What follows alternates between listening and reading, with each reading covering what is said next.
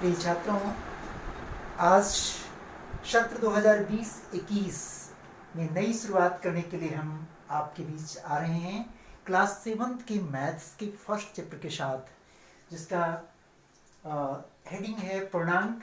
आप सभी पूर्णांक से कुछ हद तक परिचित हैं और हम लोग इसमें विस्तार से और गोता लगाएंगे फिर से और इसमें जानकारी हासिल करेंगे। तो आइए देखते हैं पूर्णांक के बारे में। और आज हम क्लास 7 का मैथ्स का ये अपना लेक्चर मेरा है, लेकिन इसके पूर्व जो क्लास 8 का 2 लेक्चर मेरा आया था, तो अगली दिन हम फिर प्रस्तुत करेंगे क्लास 8 के मैथ्स से। आज 7 का मैथ्स का प्रोग्राम मेरा ये रहेगा। तो छात्रों, फिर से एक बार आप सबों का सत्र 2020-21 में स्वागत है। Welcome to all of you in this channel vision NDVP. तो आए, और यदि मेरा ये चैनल आपको अच्छा लगे, पसंद आए, तो आप लाइक, शेयर और सब्सक्राइब अवश्य करेंगे, ये हम उम्मीद करते हैं। चलिए देखते हैं फिर आज का ये चैप्टर पूर्णांक। जैसा कि छात्रों, पूर्णांक ये शब्द आप देख रहे हैं, ये दो शब्दों के मेल से बना है। हम थोड़ा हिंदी विषय की जैसा इसका विच्छेद कर लेते हैं, तो ये पूर्ण प्लस अंक से बना है।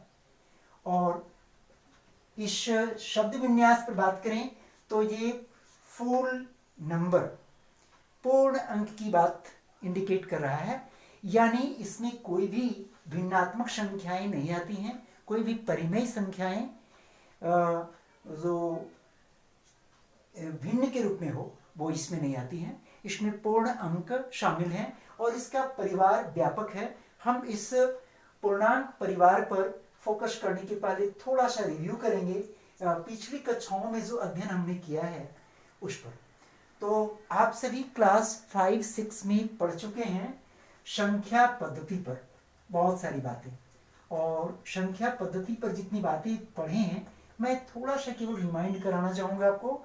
इस परिवार में आपने पढ़ा है प्राकृत संख्या क्या है। सभी को मालूम है प्राकृत संख्या क्या है? बताएंगे आप सभी या जान रहे हैं? ये आपको जैसा कि मालूम है कि गिनती की संख्याओं को प्राकृत संख्या कहती हैं, जो 1 से प्रारंभ होकर अनंत की ओर जाता है। 1 2 3 4 5 एंड सो ऑन। इसी तरह से पूर्ण संख्याएं क्या हैं हमें मालूम है, आप सभी मालूम जानती होंगे। थोड़ा सा हम लोग इस पर बातें करें तो पूर्ण संख्या का परिवार वह है जिसमें प्राकृत संख्या के अलावा शून्य भी जब सम्मिलित हो जाता है, तो वो संपूर्ण परिवार पूर्ण संख्या कहलाता है। और इसके आगे इसी में फिर बहुत सारी बातें हम करते हैं, सम संख्या, विषम संख्या, अभाज्य संख्या। इन सारी बातों का अध्ययन आपने पहले भी किया है। तो हम पूर्ण संख्या के बाद आज पूर्णांक पर विस्तृत बातें करने वाले हैं। तो आते हैं हम पूर्णांक की ओर।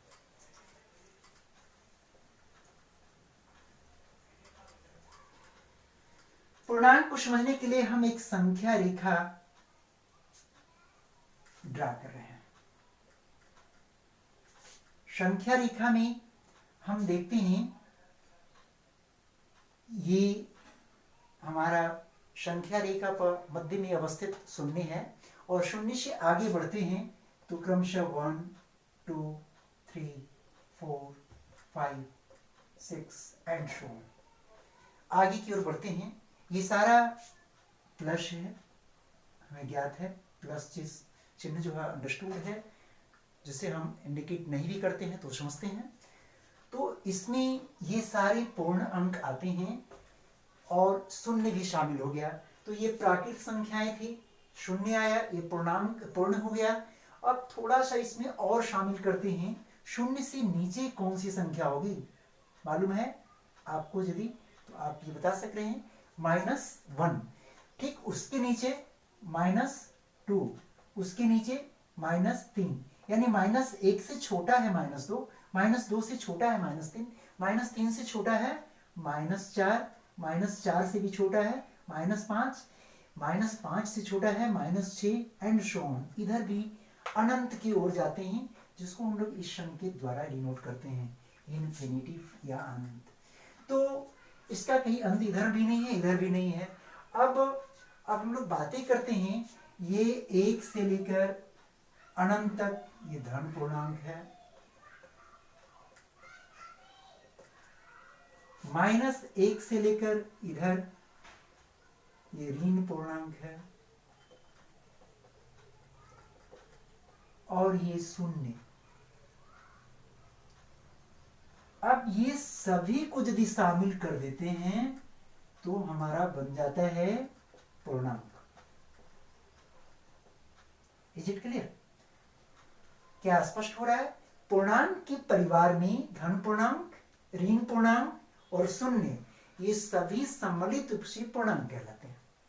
तो बहुत स्पष्ट है, पूर्णांक का परिवार काफी लंबा है, जिसमें धन पूर्णांक भी शामिल है, यानी 1 से अनंत की ओर, ऋण पूर्णांक शामिल है 1 से -1 से माइनस अनंत की ओर, और 0। इस प्रकार पूर्णांकों का परिवार डेवलप होता है।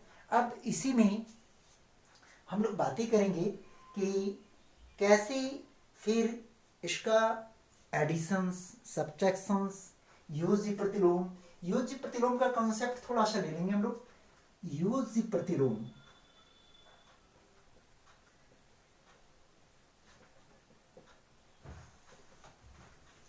किसी भी संख्या का योज्य प्रतिलोम क्या होता है आपको विदित है, आप सभी जानते हैं कि प्रतिलोम का मतलब क्या होता है, उल्टा।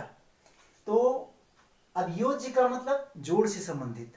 तो किसी संख्या का योज्य प्रतिलोम वह संख्या होती है जिसको दी गई संख्या में यानी मूल संख्या में जोड़ने पर योगफल 0 आ जाए। जैसे हम बात करते हैं 5 का योज्य प्रतिलोम।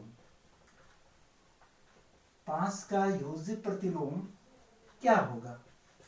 यस, -5। तो -5 क्यों? क्योंकि 5 में यदि हम -5 को जोड़ देते हैं तो रिजल्ट क्या आएगा? 5 और ये प्लस माइनस माइनस 5 - 5 यानी 0। तो यानी ये 5 का योज्य प्रतिलोम -5 इसलिए हुआ कि दी गई संख्या 5 में -5 को जोड़ने पर हमारा रिजल्ट, हमारा योगफल 0 आता है। उसी तरह से -5 का योज्य प्रतिलोम क्या होगा? -5 का योज्य प्रतिलोम +5 होगा। कोई भी संख्या का योज्य प्रतिलोम उसका जस्ट विपरीत होगा, यानी साइन चेंज कर जाएगा।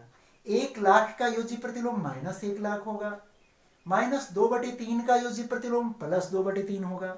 इस तरह से हम योज्य प्रतिलोम ज्ञात कर लेते हैं, और हम इस प्रकार विभिन्न संख्याओं के बारे में ये क्लियर होते हैं।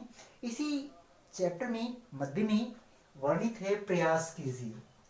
प्रयास कीजिए, आप बना सकते हैं।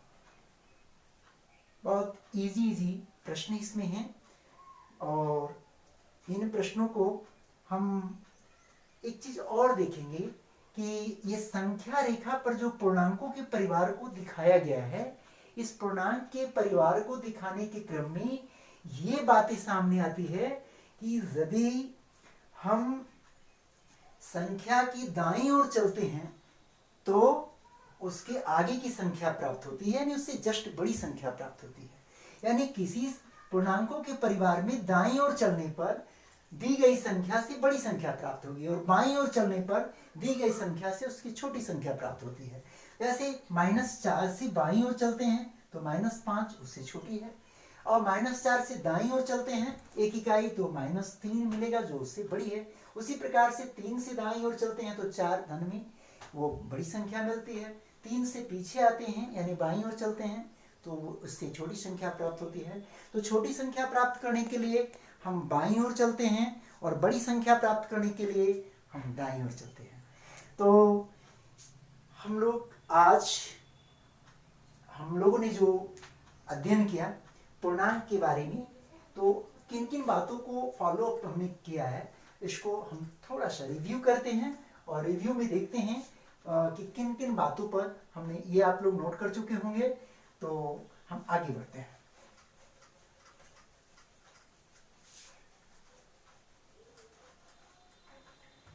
यस, तो सबसे पहला था हमारा कि ये हमने पूर्णांक की भूमिका देखी।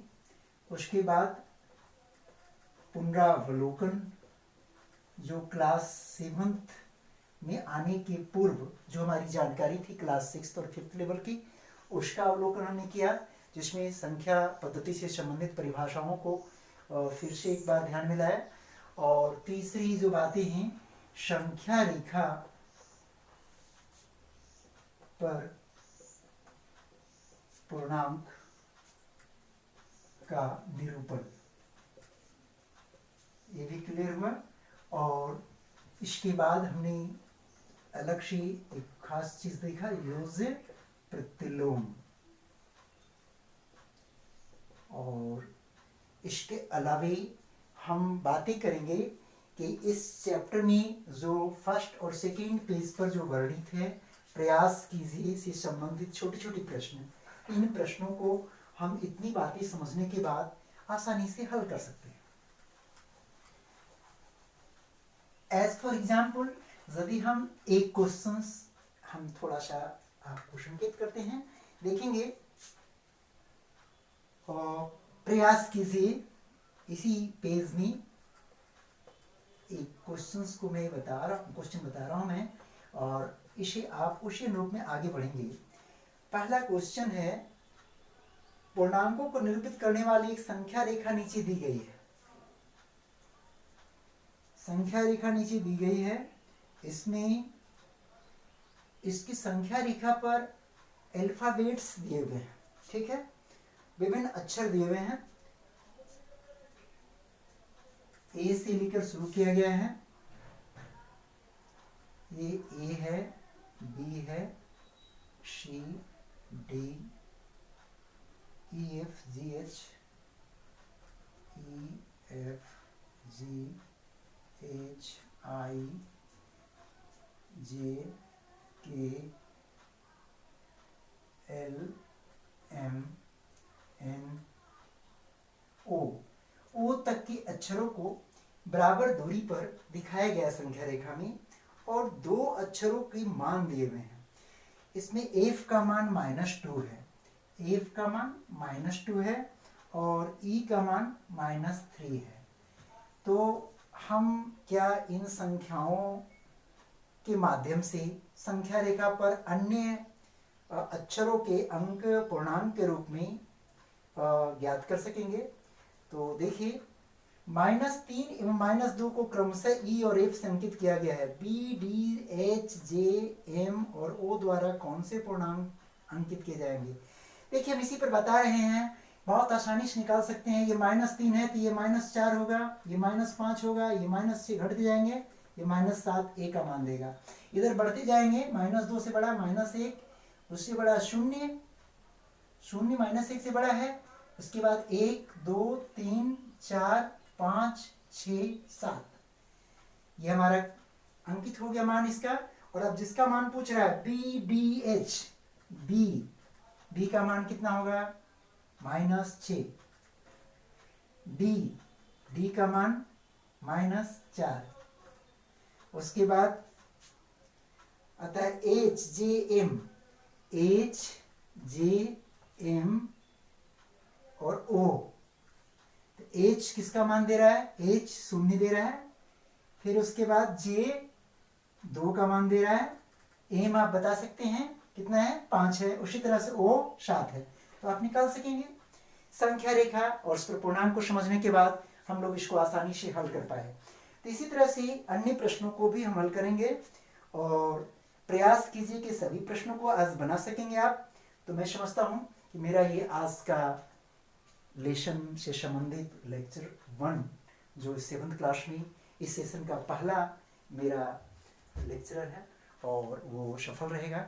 तो आप भली भांति अपनी सारे नोट्स के आधार पर, सारी समझ के आधार पर अपनी गणित विषय के प्रथम चैप्टर पूर्णांक का प्रयास कीजिए से संबंधित क्वेश्चन बनाएं। उसके बाद प्रश्नावली की बात हम लोग अगले लेक्चर में करेंगे। जब और भी कुछ इसमें टॉपिक्स से संबंधित बातें कर लेंगे, तब फिर हम लोग प्रश्नावली 1.1 पर जाएंगे, और वो बहुत आसानी से बनेगा। पाठ गणित में विशेष रूप से ये ध्यान रखना है कि जब हम मूल बातों को अच्छी तरह से समझ लेंगे, दी गई परिभाषाओं को बढ़िया से समझ कर याद कर लेंगे, हल कर लेंगे, तो फिर क्वेश्चन बनाना जरा भी टफ नहीं होता है, बिल्कुल आसानी से बना सकेंगे। मैथ्स में हमेशा ही ध्यान रखना है कि मैथ्स के प्रश्नों को याद नहीं किया जाता है, केवल इसकी परिभाषाएं, नियम, सूत्र ही याद किए जाते हैं, बाकी प्रश्न तो हजारों बनाए जा सकते हैं। तो पुनः एक बार आप सबों का आज की इस प्रथम कक्षा में स्वागत के साथ मैं इस कक्षा को अंत कर रहा हूँ, और आशा करता हूँ कि आप इसको भली भांति समझ करके काम पूरा करेंगे, ताकि हम लोग अगली कक्षा में जब मिलें तो एक नई ताजगी के साथ जब प्रश्नावली 1 में हम जाएंगे और अच्छे ढंग से इसे काम करेंगे। Thanks you.